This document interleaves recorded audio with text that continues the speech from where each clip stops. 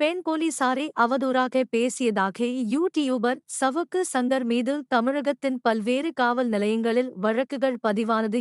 சவுக்கு சங்கரை தேனி காவல்துறையினர் கைது செய்தபோது காரில் கஞ்சா வைத்திருந்ததாக மேலும் ஒரு வழக்கு பதிவானது.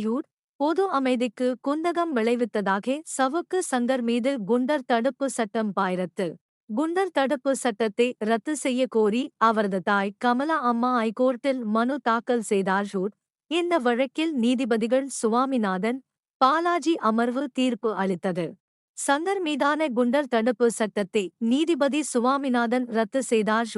அதிகாரம் மிக்கவர்கள் சங்கரின் ஆட்கொணர்வு மனுவை விசாரிக்க வேண்டாம் என சொல்லி என்னை சந்தித்ததால்தான் இந்த வழக்கை அவசரமாக விசாரித்தேன்.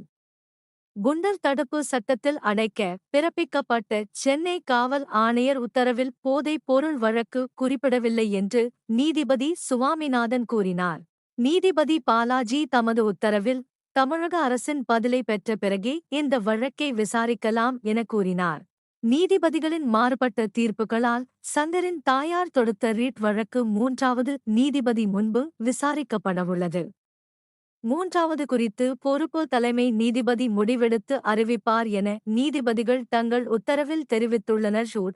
அதே சமயம் கோவை சிறையில் இருந்து புழல் சிறைக்கு சவுக்கு சங்கரை மாற்ற வேண்டும் என 2 நீதிபதிகளும் ஒருமித்த கருத்துடன் உத்தரவு பிறப்பித்தனர்.